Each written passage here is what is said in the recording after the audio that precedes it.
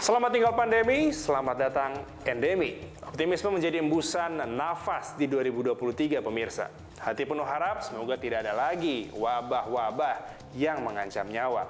Kesehatan terkendali, ekonomi siap gaspol. Tapi ingatkah kawan, pandemi membuat Indonesia merogoh kocek sampai 1.645 triliun rupiah hanya untuk memulihkan ekonomi. Uang yang diperoleh dari perencanaan Bandung Bondowoso. Lalu bagaimana nih dengan pertumbuhan ekonomi Indonesia sebelum, saat, dan juga sesudah pandemi COVID-19? Nih, lihat di sebelah saya nih. Sempat terjadi roller coaster alias pernah minus.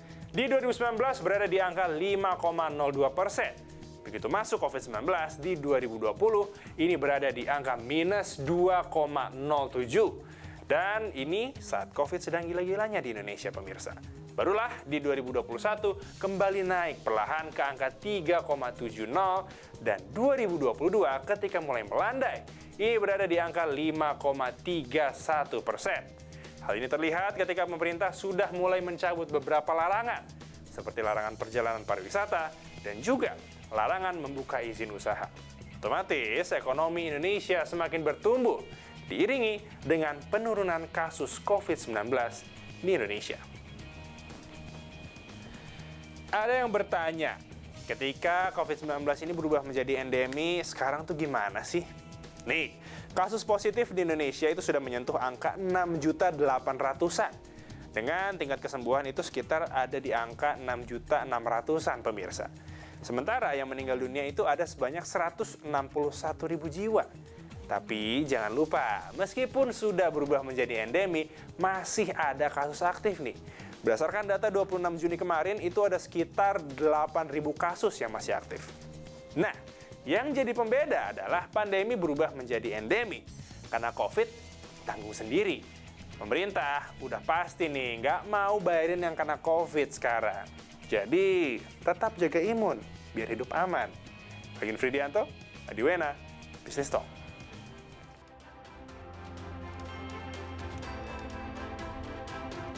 Halo, selamat malam saudara, bertemu lagi di Business Talk bersama saya Masih serta Regan. Kabar baik, masa kelam sudah berlalu, status pandemi COVID-19 sudah dicabut. Lalu apa artinya kalau Indonesia sudah masuk status endemi? Langsung kita bahas malam ini. Telah bergabung bersama kita ada Menteri Koordinator Bidang Pembangunan Manusia dan Kebudayaan Pak Muhadjir Effendi. Selamat malam Pak Menteri.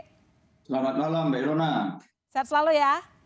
Sehat. Alhamdulillah. Dan juga telah bergabung bersama kita ada Direktur Utama BPJS Kesehatan Pak Gufron Mukti. Selamat malam Prof. Selamat malam Mbak Ilona. Sehat-sehat selalu. Terima kasih telah bergabung di Business Talk. Jadi dialog kita kali ini saya ingin minta penjelasan untuk masyarakat bisa mengerti Pak Menko. Ketika Indonesia masuk endemi, biaya COVID kini katanya bayar sendiri. Nah ini ruangnya klarifikasi nih, diterangkan lagi kepada kami. Bayar sendiri yang dimaksud dari kantong pribadi masyarakat langsung atau dibiayai BPJS, tidak hanya mereka dari peserta PBI aja? Secara prinsip pemerintah masih bertanggung jawab ya, tetapi memang kita sejak tahun 2004 itu sudah punya undang-undang yang memungkinkan kita mengajak peran serta masyarakat luas untuk bergotong royong di dalam ikut menanggung beban yang berkaitan dengan masalah kesehatan umum atau public health ya, dan itulah yang kemudian melahirkan BPJS Kesehatan yang sekarang direktur utamanya Pak Gufron Mukti yang sekarang hadir. Nanti saya kira Pak Gufron jauh lebih cermat kalau menjelaskan ini. Tetapi semangatnya itu sebetulnya adalah pemerintah mengajak komponen masyarakat mulai dari yang berpunya maupun yang tidak berpunya itu bersama-sama bergotong royong.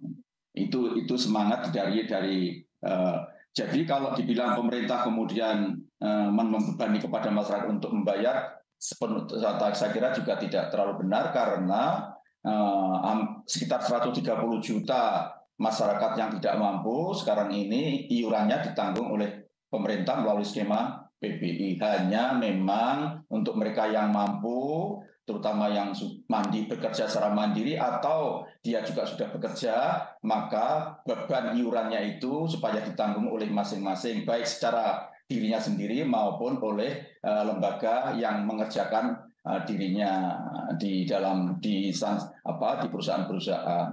Jadi intinya pemerintah masih akan terus menyiapkan fasilitas-fasilitas kesehatan dan juga bahkan akan kita tingkatkan. Nanti ada program-program dalam rangka untuk meningkatkan pelayanan kesehatan nasional kita.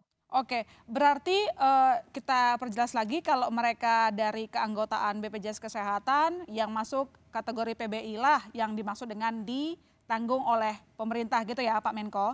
Ya. Nah, tapi bagaimana dengan masyarakat yang belum terdaftar sebagai peserta BPJS, terutama kalau kita ngomongin kelas menengah bawah ya, apakah mereka tetap harus bayar sendiri atau yang disebutkan Pak Menko tadi bahwa tengah mempersiapkan program-program untuk juga menanggung biaya bagi mereka atau gimana maksudnya? Ini justru memang sebagai pintu untuk mempercepat ketercakupan keanggotaan atau kepesertaan BPJS secara nasional. Sekarang tadi Pak Dirut, Pak Prof. Ali sudah menyampaikan tingkat kepesertaan kita sudah sampai sekitar 93%. Dan ini akan terus akan kita gerakkan. Itu Pak Dirut sekarang punya program namanya Pesiar ya. Pesiar itu artinya petakan, sisir, advokasi, registrasi. Sehingga kita harapkan target kita nanti 2024 itu sudah 99% warga penduduk Indonesia ini sudah tercakup di dalam BPJS Kesehatan. Tapi seandainya sekarang ini belum, itu sudah kita siapkan bantalan penyangga. Jadi BPJS Kesehatan itu anggarannya tidak untuk PBI, Mbak Liona, itu tidak hanya disediakan di tingkat pusat, tetapi juga di tingkat provinsi, kabupaten, kota itu juga ada. Jadi nanti kalau ada sudah disisir dan ketemu dan dia belum masuk di dalam BPJS Kesehatan, itu untuk mempercepat agar mereka sudah bisa terjamin, itu bisa dimasukkan langsung melalui APBD baik tingkat provinsi maupun kabupaten kota. Karena kalau untuk di biaya pusat, mereka harus dimasukkan di DTKS dulu. DTKS, baru kemudian diusulkan ke BPJS Kesehatan. Tetapi saya juga sudah melakukan shortcut selama ini. Jadi saya turun lapangan, ada yang belum masuk di BPJS, langsung saya minta daftar, saya list, saya kirim langsung ke Pak Dirut BPJS Kesehatan. Jadi hari itu juga dia sudah langsung otomatis menjadi anggota penerima PBI. Oke, baik. Tapi yang jelas di sini selain tadi mendorong kepesertaan dari BPJS Kesehatan, tapi juga memberikan arahan begitu ya bagi anggaran APBD, artinya Pemda harus aktif gitu ya untuk mendata masyarakat yang belum terdaftar begitu. Baik, terima kasih Pak Menko. Nanti saya ke Pak Menko lagi. Saya ke Pak Dirut dulu. Pak, kalau dilihat di sini ketika dikatakan bahwa BPJS menanggung biaya mereka yang terkena COVID-19, apakah termasuk obat rumah sakit? Lalu kemudian komorbidnya juga kah atau terbatas di COVID-nya saja? Iya Mbak Ilona, jadi mereka yang sakit ya itu termasuk obatnya dan termasuk rawat inapnya, termasuk berbagai hal ya yang terkait dengan waktu peserta BPJS yang terkena COVID itu dirawat di rumah sakit gitu. Jadi kami ini membayarnya adalah per diagnosisnya. Jadi diagnosis yang menonjol apa? Kalau dia punya komorbiditas, katakanlah sesak napas ya, ataupun yang lain, nah itu diagnosis utamanya apa? Nah, nanti ada diagnosis tambahan, di situ ada tarifnya, termasuk obat di dalamnya, begitu. Oke, termasuk obat di dalamnya, komorbidnya juga, begitu. Baik, tapi gini, seperti dikatakan sama Pak Menko tadi dan kita juga tahu bahwa memang jumlah peserta JKN terus naik ya. Prof, cuman kan belum 100%. Dan tadi katanya targetnya 99% masyarakat sudah menjadi anggota BPJS Kesehatan. Nah, ini bagaimana selama ini upaya... Tahun 2024 itu 98%, bukan tahun sekarang ya, bukan. Tapi maksudnya adalah bagaimana untuk mengejar agar masyarakat ini... Tadi disampaikan dengan pesiar tadi, jadi sampai ke tingkat desa ya. Tingkat desa itu kita menelusur ya, mensisir, menelusur, kemudian tadi mengadvokasi, mendaftarkan dan lain sebagainya. Bahkan kalau ada yang kesulitan ya, pamamnya segmen informal atau bukan penerima upah dan juga bukan pekerja. Nah, itu kita menyediakan semacam rehab ya. Nah, dia bisa mencicil. Nah, mencicil berapa mampunya segitu. Nah, nanti kita bikinkan gitu. Termasuk kita bikin semacam inovasi pendanaan masyarakat peduli JKN ya. Itu dengan berbagai macam bentuknya ya, kita juga bisa menolong selain tadi disampaikan Bapak Menko untuk mengaktifasi ya, selain pesiar tadi dengan Pemda, dan Pemda untuk diketahui sekarang ini sudah lebih dari 344 kabupaten kota sudah universal health coverage, artinya sudah lebih dari 95% ya. Demikian juga lebih dari 22 provinsi di Indonesia, dan ini beberapa provinsi akan ya dalam waktu dekat masuk universal health coverage gitu. Oke, baik. Begini, kalau misalnya nih, ini kita banyak ada case-nya gitu ya.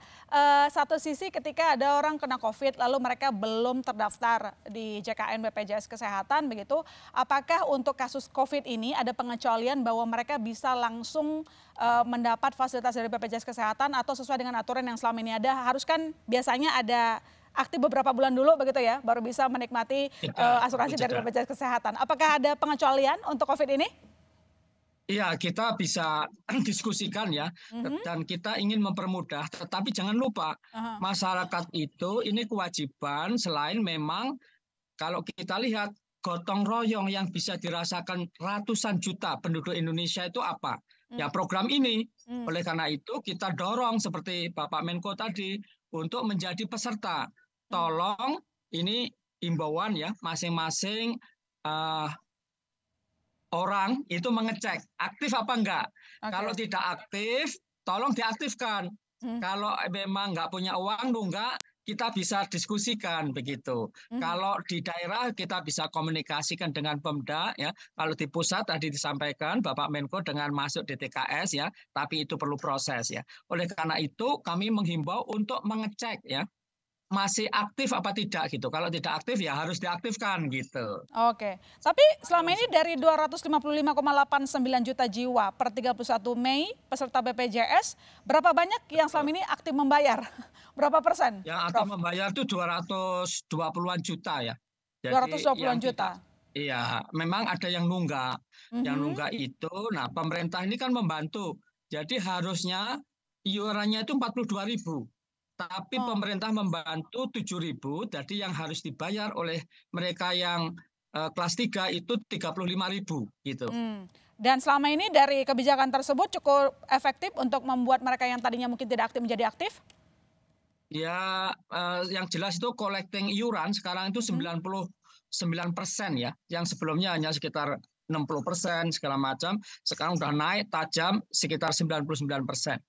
Oke, baik. Saya ke Pak Menko. Pak Menko, ketika ada pengumuman dari regulator soal status endemi, apa yang bisa dimengerti oleh masyarakat? Maksudnya di sinilah, apa itu endemi? Apakah dia sama dengan endemi malaria, DBD, dan lain-lain? Ya, artinya kan COVID-19 ini sudah tidak dinyatakan sebagai penyakit luar biasa, karena itu sudah tidak lagi diberlakukan regulasi kedaruratan. Itu artinya berarti sekarang COVID-19 itu sudah turun pangkat, seperti penyakit-penyakit menular biasa yang lain seperti malaria dan lain sebagainya. Sehingga perlakuannya juga sama, tidak ada lagi hak istimewa untuk COVID-19. Jadi ketika mereka yang kena COVID-19 masih mau berobat, nanti juga sama, tetap akan diberlakukan sebagaimana mereka yang kena penyakit-penyakit yang lain, khususnya penyakit menular. Apalagi di rumah sakit itu umumnya sudah ada fasilitas isolasi untuk penyakit menular, itu sudah standar itu. Jadi tidak ada masalah. Selama bornya masih jauh di bawah seperti yang sekarang ini, maka kita tidak perlu khawatir pelayanan terhadap pasien COVID-19 itu akan mengalami keteledoran di lapangan. Kemudian untuk mereka yang belum terdaftar, itu biasanya pemerintah daerah juga langsung cekatan komunikasi dengan pihak rumah sakit, komunikasi dengan pihak pemerintah daerah, kemudian ada surat sementara bahwa dia nanti akan ditanggung biayanya oleh pemerintah daerah. Sampai kemudian nanti pada tahap berikutnya diusulkan ke pusat melalui BTKS, baru nanti diproses ke BPJS Kesehatan Pusat. Jadi begitu Mbak Lin prosedurnya. Oke, baik, terima kasih. Semuanya baik-baik saja. Dan saya tahu memang kasus-kasus sering terjadi, dan itu kalau langsung masuk ke meja saya, biasanya hari itu juga saya eksekusi. Oke, baik. Ingin lama-lama. Iya, langsung tanggap begitu ya Pak Menko, terima kasih. Dan pertanyaan berikutnya adalah, Presiden kemarin mengatakan bahwa ketika status endemi yang sudah ada di Indonesia diharapkan bisa menggerakkan ekonomi. Pertanyaannya apakah sekencang itukah begitu? Nanti kita akan bahas saudara, tetap di Business Talk.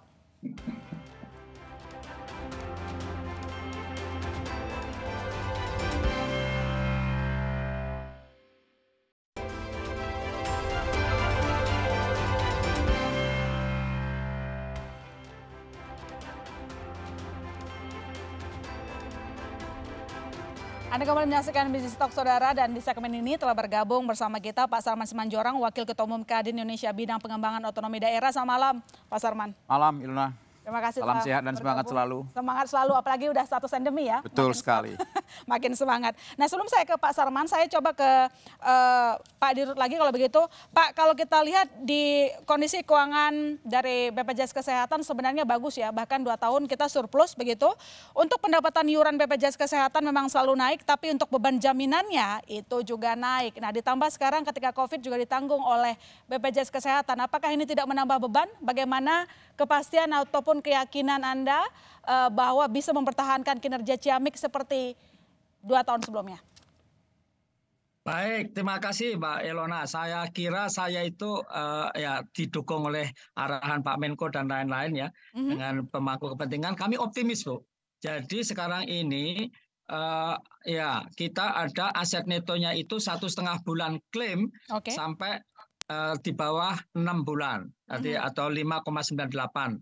Jadi dengan demikian masih safe lah ya untuk sampai tahun 2024 sesuai arahan Presiden tidak akan ada kenaikan iuran karena kita masih sehat, relatif sehat. Tapi betul disampaikan Mbak Ilona tadi itu bebannya meningkat ya, karena kita tidak saja mengcover menjamin COVID ya, tetapi juga ada screening, ada hal-hal yang baru. Nah, itu kami kerjakan gitu. Oke, baik. Jadi sangat yakin ya kinerjanya Ciamik bahkan tahun ini. Jadi nggak cuma karena kemarin lagi pandemi, jadi keuangannya dari BPJS Kesehatan bagus gitu, nggak gitu? Iya, itu ada pengaruhnya, tetapi tidak semata-mata itu. Tadi sudah kami jelaskan ya, teman-teman BPJS ini kerjanya itu FTE-nya full time equivalent itu 1,8, artinya satu orang hampir 2 kali gitu. Orang ya kerja gitu. Oke, baik. Sebelum saya ke Pak Menko, saya ke pelaku usaha dulu, Pak Sarman. Ketika pemerintah umumkan status endemi, sebenarnya dampaknya sebagus apa sih ke dunia usaha? Bukankah selama ini sebenarnya aktivitas sudah mulai normal ya sebelum diumuminnya endemi? Silakan. Iya, ketika pemerintah mengumumkan kita memasuki endemi, tentu yang paling happy, paling gembira adalah pelaku usaha. Karena apa? Itu indikator bahwa kita sudah memasuki kehidupan normal yang sesungguhnya. Tidak ada lagi pembatasan, tidak ada lagi PPKM, sehingga berbagai sektor usaha tidak ada lagi kekhawatiran ya untuk melakukan berbagai aktivitas mereka seperti dulu kembali sebelum kita COVID dalam hal ini. Nah, tentu dampaknya memang bagi dunia usaha ya secara psikologis itu mengembalikan kepercayaan kembali, ya kan, bahwa saat ini kita sudah memasuki katakanlah proses pemulihan, ya diharapkan akan lebih cepat lagi pemulihan itu karena tidak ada lagi keraguan-raguan untuk melakukan berbagai strategi pemasaran, strategi operasional yang akan dilakukan. Nah, tentu kita melihat bahwa memang ada kita memasuki pra endemi ini memang sudah ada katakanlah pergerakan. Tapi tentu pasti pengusaha-pengusaha juga masih memperhitungkan apakah nanti ada kemungkinan lagi terjadi. Seperti dulu kan begitu kan, tarik ulur, udah siap PPKM lagi. Sudah saat ini dengan adanya pengumuman ini tidak ada lagi keraguan. Artinya ada kepastian ya yang membuat pelaku usaha nggak wait and see dulu ketika ambil kebijakan atau ekspansi bisnis, udah jelas gitu. Udah karpet merah lah begitu ya buat pelaku usaha. Ya, karpet merah lah. Tentu ya bagi kita dunia usaha sangat berharap ya bagaimanapun walaupun endemi ini sudah diumumkan oleh pemerintah, tentu kita sangat berharap agar tetap masyarakat menjalankan budaya hidup bersih, hidup sehat seperti yang dulu ya, mencuci tangan misalnya, pakai masker, nggak ada masalah kok. Itu kan itu hal yang positif supaya kita menghindari supaya ini jangan terjadi lagi karena yang paling terpukul ini adalah dunia usaha. Karena gini Ilona, aktivitas ekonomi itu akan sangat dipengaruhi oleh pergerakan manusia. Ya kan, apalagi yang namanya kota-kota besar. Semakin banyak manusia bergerak, maka di sanalah terjadi potensi ekonomi yang terjadi, transaksi dagang dan segala macam. Tapi kalau pergerakan manusia itu dibatasi, maka kita bisa merasakan bahwa ekonomi kita ini akan anjlok dan transaksi bisnis akan terbatas. Jadi endemi ini adalah merupakan sinyal positif bagi dunia usaha. Kita akan bangkit, kita akan cepat recovery, sehingga kita harapkan bahwa pertumbuhan ekonomi kita ke depan yang sudah bagus ini akan semakin baik. Oke, itu harapan kita bersama, dan apakah ini juga efektif mengurangi PHK? Nanti saya ke Pak Salman lagi, saya ke Pak Menko. Pak Menko, mungkin bisa dijelaskan lebih rinci lagi ketika Anda mengatakan bahwa kalau misalnya ada masyarakat yang belum masuk keanggotaan JKN BPJS Kesehatan, maka nanti akan ada APBD begitu ya, ada pemimpin daerahnya. Tapi mungkin bisa lebih jelas lagi skemanya itu yang seperti apa? Karena lagi dan lagi kita bicara bahwa belum 100% masyarakat Indonesia itu sudah menjadi peserta JKN. Jadi pemerintah, terutama untuk kepesertaan PBI ya, jadi yang ditanggung oleh iurannya ditanggung oleh pemerintah, itu pemerintah sudah menempatkan dana di pusat, di BPJS Kesehatan, kemudian di masing-masing pemerintah daerah dalam bentuk APBD dengan dengan kuota-kuota tertentu, sehingga kalau misalnya ada mereka yang belum masuk di dalam anggota BPJS Kesehatan itu dan dia sakit, maka dia ketika di rumah sakit masih bisa digratiskan kalau memang dia tidak mampu. Dan didaftar dan kemudian diambilkan dari skema yang ada di anggaran yang ada di APBD.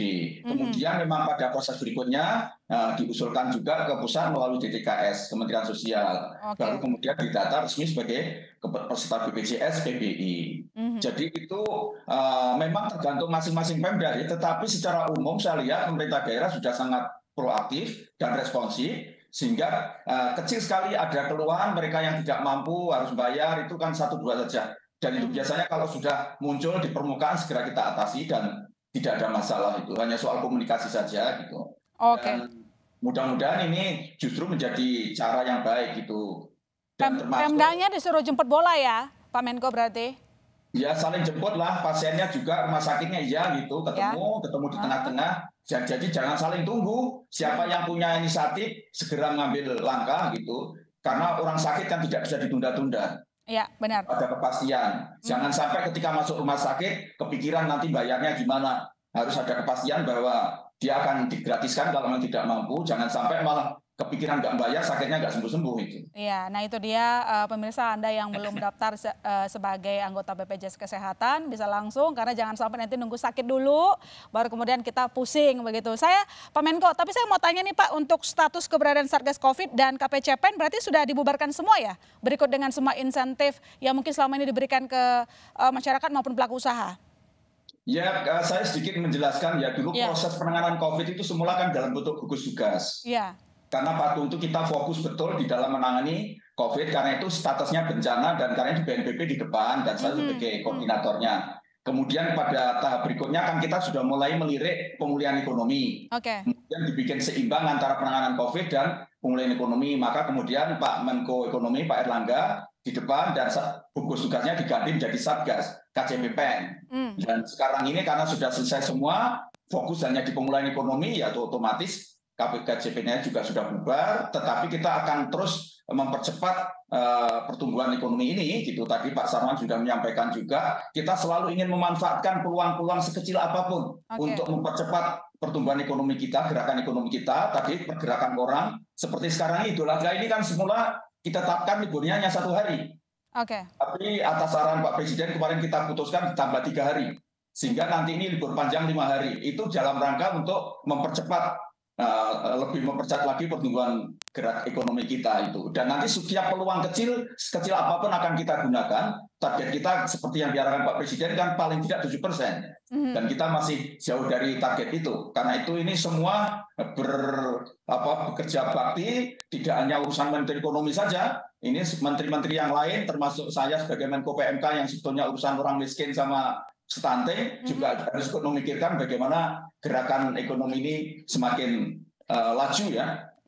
Target yang ditetapkan Pak Presiden bisa tercapai. Ya, itu harapan kita bersama Pak Menko. Jadi bagaimana Pak Sarman ketika misalnya sudah dicabut status pandemi, kita masuk ke endemi, memang harapannya ekonomi bergerak. Tapi kalau kita ingat di masa kemarin COVID, itu pengusaha banyak loh dapat insentif dari pemerintah.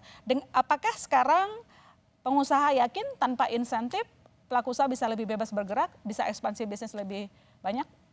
Ya, jadi kalau kita lihat memang kita ini kan masih dalam proses pemulihan ya. Jadi artinya pengusaha juga belum seperti yang semula, masih proses pemulihan. Makanya kami memang dari dunia usaha sebenarnya masih berharap kepada pemerintah agar beberapa insentif yang kemarin itu diberikan kepada dunia usaha, kalau bisa itu diperpanjang. Seperti yang mana tuh? Ya, katakanlah mungkin seperti pajak misalnya, ya kan, bunga misalnya. Ini tujuannya sebenarnya agar ini mempercepat. Karena gini, Bapak Presiden juga kan sudah menyampaikan bahwa ekonomi dunia kan saat ini tidak baik-baik saja. Apapun alasannya itu berdampak kepada kita. Walaupun kita saat ini sudah memasuki endemi, tapi tantangan kita terbesar kita adalah ekonomi dunia saat ini juga sangat-sangat juga tidak baik dan itu berpengaruh kepada kita. Nah, contohnya misalnya kita lihat contoh industri padat karya kita saat ini juga yang sangat tertekan karena selama ini kan industri padat karya ini kan sangat-sangat tergantung dengan bayar dari luar. Nah, ketika misalnya krisis ekonomi dunia ini bergejolak, ya dampaknya kepada industri padat karya kita. Dan itu kita lihat sudah dari akhir tahun yang lalu mereka itu sudah melakukan ada pengurangan pekerja, kepada pengurangan karyawan misalnya dan PHK. Nah, ini kan juga harus diberikan perhatian. Makanya waktu itu kan ada keluar Permenaker juga bagaimana supaya sektor ini juga diberikan dispensasi misalnya menyesuaikan gaji sesuai dengan kemampuan mereka. Nah, mungkin juga perlu insentif yang lain terutama kepada UKM kita misalnya. Kita ingin agar UKM kita ini yang saat ini juga masih banyak yang terpuruk, bahkan juga mungkin baru mulai bangkit lagi. Nah, ini permodalan mereka harus betul-betul juga diberikan perhatian oleh pemerintah. Ya, kita berharap ada skema khusus untuk UKM ini. Karena apa? Kalau mereka misalnya katakanlah meminjam langsung ke bank dengan memakai skema perbankan, saya yakin mereka tidak akan mampu. Karena apa? Laporan keuangan 3 bulan nggak mungkin lagi. Kemudian omset juga nggak mungkin lagi. Tapi bagaimana misalnya mereka diberikan permodalan itu agunannya adalah usaha mereka. Tentu kan bisa dilihat.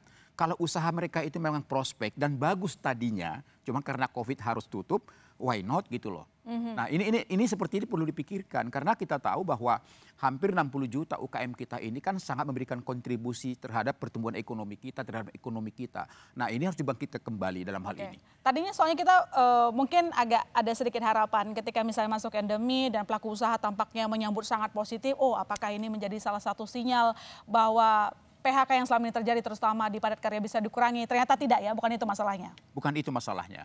Artinya bahwa memang kita harus inventarisir. Kira-kira tantangan dunia usaha saat ini ketika kita memasuki endemi dan juga kita ingin segera recovery, ini apa saja? Ini harus dievaluasi oleh pemerintah sehingga kita harapkan antara kebijakan itu mampu mendorong produktivitas dunia usaha. Udah diomongin sama? Betul. Ya kita sudah sampaikan. Makanya kami selalu sampaikan bahwa bagaimana kebijakan pemerintah itu adalah kebijakan yang pro bisnis dan pro dunia usaha. Sehingga apa? Percepatan recovery kita lebih baik lagi dan mudah-mudahan kita mampu bertahan di tengah tekanan krisis ekonomi global ini gitu. Baik, habis pandemi sekarang kita menghadapi namanya krisis global, memang tidak ada selesainya, tapi pertanyaannya adalah apakah memungkinkan Pak Menko kalau misalnya dari status endemi kita berubah ke pandemi? Jangan dijawab dulu, nanti kita akan segera kembali, tetap di Business Talk, saudara.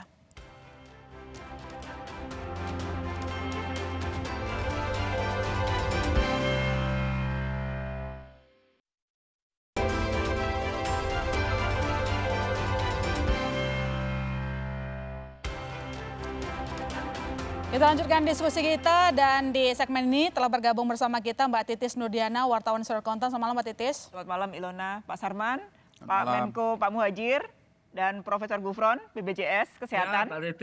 Salam sehat semuanya Bapak. Iya. Mbak Titis. Diskusi kita malam ini lebih tepatnya menerangkan begitu ya keputusan yang sudah diambil oleh pemerintah dan harapan dari pelaku usaha. Tapi begini Mbak Titis, kalau kita lihat ketika status endemi dicabut, sejauh mana kira-kira akan menggeliatkan ekonomi, meski kita sudah mendengar pernyataan dari Pak Sarman begitu. Tapi kan banyak hal juga yang harus kita perhatikan. Misalnya neraca surplus perdagangan Indonesia kan juga turun terus begitu ya dari sisi ekspor kalau kita lihat. Nah, kemudian kalau kita lihat juga kemarin batas bawah revisi pertumbuhan ekonomi 2024 juga sudah disepakati dari Kemenku dan juga DPR begitu. Nah, redaksi apa yang dilihat dan apa yang perlu jadi catatan alarm lah begitu supaya konsistensi pertumbuhan ekonomi di 5% bisa terjaga. Ya, sebetulnya kalau kita melihat bahwa pengumuman Presiden ketika mengumumkan bahwa statusnya dari pandemi menjadi endemi sebetulnya menjadi kabar baik yang seharusnya bisa membuat ekonomi kita menjadi lebih ngegas. Ya. Hanya saja memang ini lagi-lagi ada tantangan baru berupa pelambatan ekonomi global. Ya. Di saat yang sama, andalan pertumbuhan ekonomi kita yakni pertambangan, komoditas, ekspor komoditas juga dalam tren melandai. Ya. Nah, dari situlah kita harus menghadapi tantangan yang amat serius sebetulnya. Nah, sebetulnya jika kita melihat bahwa tahun 2023 lembaga-lembaga internasional seperti World Bank itu kan sebetulnya merevisi turun ekonomi global termasuk ekonomi Indonesia. Ekonomi Indonesia hanya diproyeksi akan tumbuh 4,9. Sementara pemerintah sendiri juga sudah merevisi batas bawah untuk tahun ini 5,1%. Begitu juga Bank Sentral juga tidak terlalu yakin bahwa ekonomi Indonesia akan tumbuh seperti awal semula, optimis ketika pandemi menjadi endemi menjadi 5,3. Pemerintah, DPR, dan juga Bank Indonesia dan lembaga internasional merevisi turun ekonomi karena memang global sedang bermasalah. Pemulihan ekonomi yang diharapkan pasca dari pandemi ke endemi yang harusnya lebih kencang ternyata ekspektasinya di bawah itu. Ya. Amerika masih bergulat dengan suku bunga tinggi. Dan ini juga menjadi problem serius Pak ya dari pengusaha ya. Bunga yang tinggi akan menghalangi ekspansi usaha. Itu menjadi catatan kita di redaksional bahwa pandemi memang sudah menjadi endemi, ekonomi yang harusnya kita memang bisa ngegas, menghadapi tantangan yang juga serius. Gitu. Tantangan yang seriusnya adalah pelambatan ekonomi global yang berefek terhadap komoditas yang menjadi andalan kita untuk menggerakkan neraca dagangnya dan kemudian ekonomi. Nah, di saat yang sama sebetulnya kalau kita juga melihat bahwa konsumsi kan sebetulnya di dalam negeri sangat bagus sebetulnya. Ekonomi kita tuh ditopang oleh konsumsi masyarakat. Ketika masyarakat bergerak lebih luas, ketika menjadi endemi, sebetulnya ini bisa menjadi harapan pertumbuhan ekonomi yang kuartal 1 kemarin sebenarnya juga tumbuh lumayan solid lah sebetulnya, solid gitu. Artinya harapan memang endemi ini bisa menggerakkan konsumsi masyarakat yang menjadi tumpuan ekonomi dalam negeri. Konsumsi itu jadi harapan kita.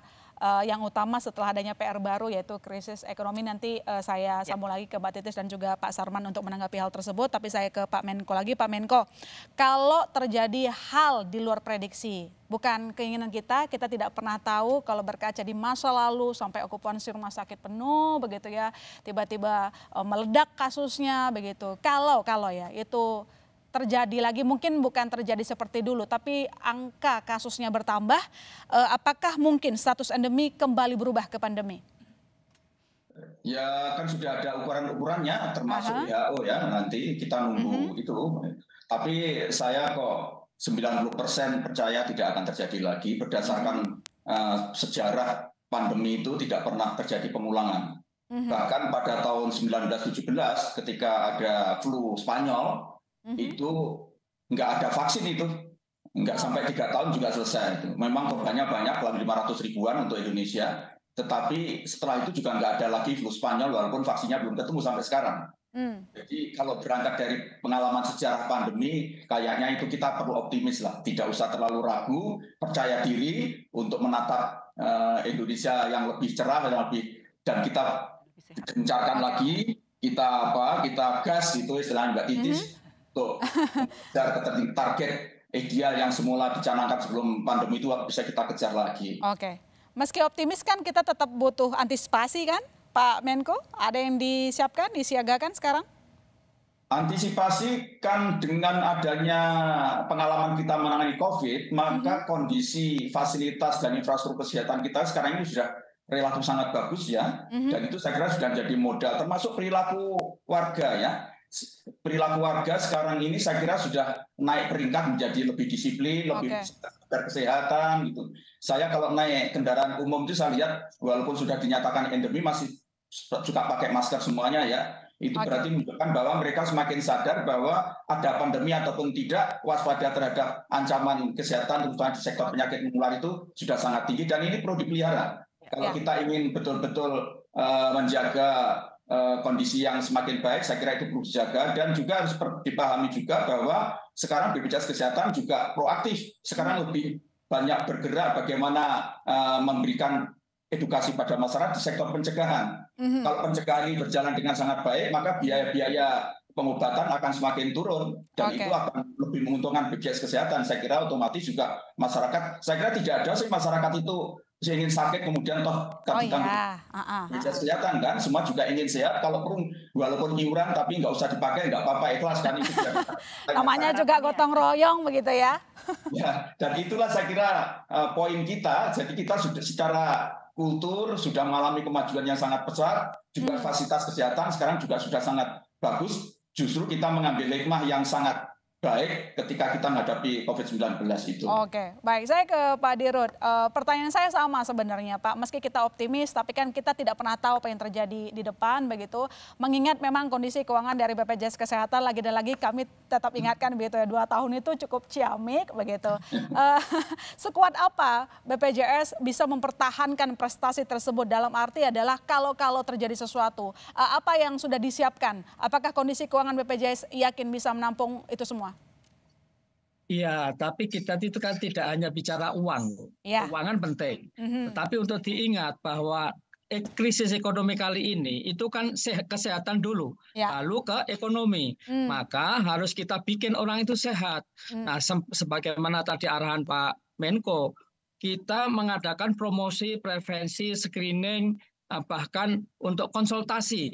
Jadi sekarang ini orang sehat saja boleh konsultasi tentang kesehatannya gitu. Tidak berhenti di situ. Tadi yang Pak Sarman tadi perilaku ya, pola perilaku hidup bersih, sehat ya, sehingga pergerakan bisa terjadi sehingga apa yang sampaikan Bu Titi bagaimana konsumsi, pergerakan ini menimbulkan ekonomi gitu. Kalau konsumsinya masih banyak gitu. Sehingga kita harus mendorong orang itu untuk sehat gitu, Bu. Health is not everything, but without health, everything is nothing, Bu. Jadi ini kita harus membuat sehat itu dulu ya. Tapi ingatkan, yang satu harus dicek ya, status kepesertaan aktif tidaknya itu, lalu pola perilaku hidup bersih sehat itu harus dijaga, termasuk kalau perlu tadi.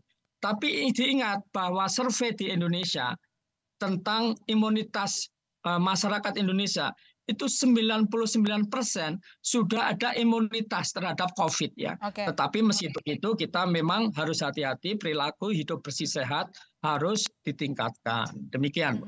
Tapi kalau terjadi sesuatu di luar dugaan begitu, lagi-lagi saya bertanya hal yang sama, Prof. Kondisi keuangan BPJS Kesehatan masih akan positif tahun ini?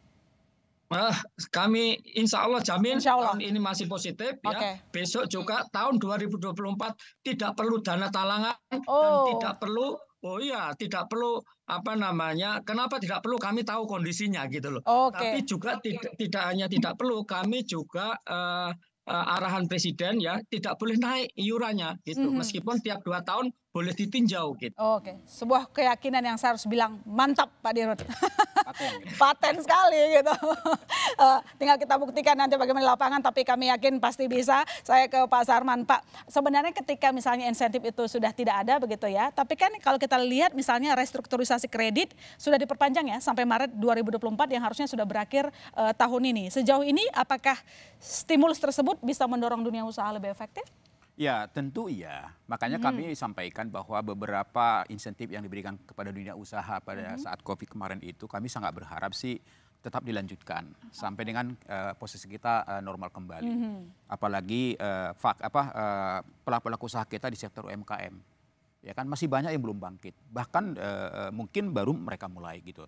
Tantangan mereka terbesar adalah masalah permodalan dalam hal ini, sehingga mereka memang harus ada skema khusus gitu loh. Nah untuk itu memang ada beberapa hal harapan kami kepada pemerintah ya, bagaimana supaya kita mampu mempertahankan ekonomi kita saat ini, ya kan di tengah tekanan ekonomi global. Yang pertama memang daya beli masyarakat. Kita sangat berharap agar pemerintah betul-betul menjaga harga-harga pokok pangan kita ini stabil. Oke. Ya, kemudian juga mungkin kenaikan listrik, gas, mungkin BBM ini juga harus betul-betul ditahan gitu ya. Karena ini sangat mempengaruhi. Itu pertama harapan kita. Yang kedua tentu kita berharap agar apa yang dicanangkan oleh Pak Jokowi agar belanja pemerintah, yaitu pemerintah pusat, pemerintah daerah, BUMN itu hampir 1.000 triliun itu betul-betul murni dibelanjakan untuk produk-produk Indonesia. Itu pengaruhnya sangat besar. Karena apa? Kalau itu betul bisa dibelanjakan, pertama industri kita akan hidup, ya kan? Kalau industri kita hidup, termasuk misalnya industri padat karya kita, tentu tenaga kerja juga tidak akan ada PHK. Ya kan, kemudian juga sumbangsinya juga terhadap pertumbuhan ekonomi kita semakin positif. Kemudian yang ketiga, yang terakhir juga, yang kami dari saat ini sudah warning betul kepada seluruh, terutama elit politik. Kita sudah memasuki tahapan politik. Ya. Mari kita ciptakan iklim usaha dan investasi yang kondusif. Hindari kegaduhan politik. Karena itu sangat mempengaruhi psikologi pengusaha, apalagi investor mau masuk. Jangan sampai investor kita ini wait and see gitu loh. Jangan sampai ya kita tunggu deh nanti pemerintah yang baru. Itu sangat merugikan kita semuanya karena kita masih lama ini. Masih ada setahun lagi. Bahkan 1,5 tahun lagi gitu loh. Sedangkan pemerintah saat ini juga sangat gencar sekali mempromosikan bahwa kita adalah negara yang paling layak investasi. Jadi kami sangat berharap kesadaran daripada seluruh partai politik, elit-elit politik semuanya, hayo. Walaupun kita memasuki tahapan politik, tapi mari kita cerdas, mari kita utamakan juga kepentingan ekonomi kita dengan menciptakan iklim usaha dan investasi yang kondusif. Itu menjadi harapan kami dari pelaku usaha. Oke, nah Mbak Titis mungkin bisa direspon ini. Di tahun politik kita lihat banyak yang sudah sibuk ya, untuk mengurus ya proses kemenangan 2024 begitu. Tetapi apakah redaksional sudah melihat bahwa mereka sudah memisahkan kepentingan politik dan juga ekonomi yang harus terus maju sebagai closing statement? Ya, ini sebenarnya menarik bahwa sebetulnya ketika tahun politik fokus pemerintah kemudian menjadi agak berubah menjadi agak lebih lambat gitu, agak lebih lambat. Kita tentu berharap kalau melihat postur anggaran yang kemarin diumumkan di APBN kita sebetulnya surplusnya tinggi. Surplus tinggi tadi yang bilang bahwa belanja pemerintah yang menjadi harapan selain tadi konsumsi yang 53% yang masih bagus itu menjadi paling besar dalam pertumbuhan ekonomi, maka belanja pemerintah harusnya bisa mendorong ekonomi lebih ngegas. Tidak cuma disimpan di perbankan daerah maupun bank-bank pusat. Ini harus dibelanjakan. Karena apa? Itulah akselerasi ketika tahun politik. Ketika tahun politik bahwa pemerintah memang harus bekerja menumbuhkan ekonomi, fokusnya tidak perlu ikut-ikutan karena ekonomi dan politik itu harus bisa berjalan beriringan agar ekonomi kita itu memang menarik, investasi tetap bisa yakin bahwa namanya investor bisa masuk jika mereka bisa menjamin bahwa seluruh kebijakan memang tetap berjalan meskipun ada pesta demokrasi di Indonesia tahun depan. Itu sebetulnya bahwa itu memang harapannya. Belanja pemerintah tetap harus bergerak untuk mengakselerasi target tahun ini dan juga tahun depan, sekaligus bagaimana kita menciptakan ekonomi yang lebih bersahabat terhadap investor maupun investor dalam negeri maupun dari luar negeri. Sebetulnya itu yang harapannya. Konsistensi itu yang kita harapkan meski memang tengah sibuk. Tentu saja dan masyarakatnya juga harus sehat ya. Ya, masyarakat tetap harus sehat. Kalau tadi Pak Dir bilang ya sehat dulu lah. Yakin ya 99% gitu sudah semoga sehat, ya, amin. Terima kasih banyak, masih banyak yang ingin kita diskusikan malam hari ini, tapi saya yakin bahwa banyak masyarakat yang sudah mencerna dan tercerahkan dengan hasil diskusi kita. Memang endemi memberikan harapan baru, mobilitas masyarakat semakin tinggi, konsumsi rumah tangga juga kita harapkan naik, tapi kita punya PR yang lain, misalnya dari ancaman krisis global, lalu kemudian juga banyak hal lain juga yang harus diperhatikan, tahun politik, nah itu juga semoga kita semua satu suara untuk tetap berjuang menumbuhkan ekonomi tanpa sibuk yang lain-lain begitu. Terima kasih saya ucapkan pada malam hari ini ke Pak Muhadjir Effendi, Menteri Koordinator Bidang Pembangunan Manusia dan Kebudayaan. Terima kasih Pak Menko telah bergabung bersama kami. Sehat selalu. Selamat libur panjang. Ya, saya nggak libur Pak. Produktivitas ya, kita produktif. Pokoknya dia tuh produktif lah pokoknya. Dan saya juga ucapkan terima kasih banyak ke Pak Gufron Mukti, Direktur Utama BPJS Kesehatan. Semoga terus surplus Pak, semangat. Semangat. Sehat selalu, terima kasih banyak. Dan Pak Sarman Simanjorang, Wakil Ketua Umum Kadin Indonesia Bidang Pengembangan Otonomi Daerah, terima kasih banyak. telah hadir di studio. Semoga tahun ini ekonomi makin ngegas, semoga juga makin cuan. Amin. Gitu, amin. Dan Mbak Titis Nurdiana, wartawan Nasional Kontan, terima kasih atas ulasannya. Dan saudara jangan kemana-mana, Business Talk masih akan segera kembali.